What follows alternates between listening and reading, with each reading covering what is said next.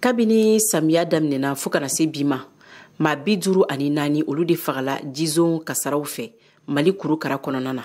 maa 111 olu kɔni jogina ni ka maa 71 ni 800 bila kɛrɛfɛdɛn na jabala tɛ minnu bolo. ka kɛɲɛ ni kulu min sigilen do gɛlɛyaw yɛrɛ kunbɛli ma olu ka jate bɔlen ye min ye sanpɛrɛn ani fiɲɛbaw ko olu fɛnɛ kɛla.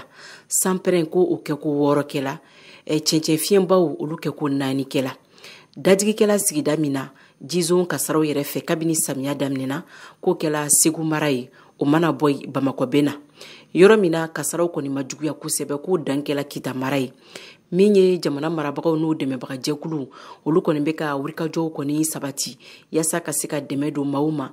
jizon ye dajigikɛ minnu na min ye baloko ani u mago bɛ se minɛ minnu ma fo ka taa se ɲɛgɛnw dilanni ani jiko ma, dɛmɛ bɛ ka don u ma o saraw fɛ.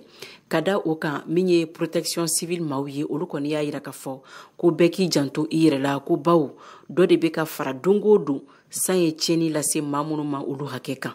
jamana marabagaw olu kɔni bɛ ka fɛɛrɛ ni dabaliw ɲini halisa yasa ka dɔbɔ jizon kasaraw la, sabula Meteo Mali bɔla ka tulolasɔmi kɛ kokura ko sanjiba de kɔnɔnen don nin dɔgɔkun in kɔnɔ Mali fan bɛɛ min kasara bɛ sɔn ka bonya kosɛbɛ. Mariam Kuyate ka fasiri do ka bɔ Bamako, VOA Bambara tɔgɔ la.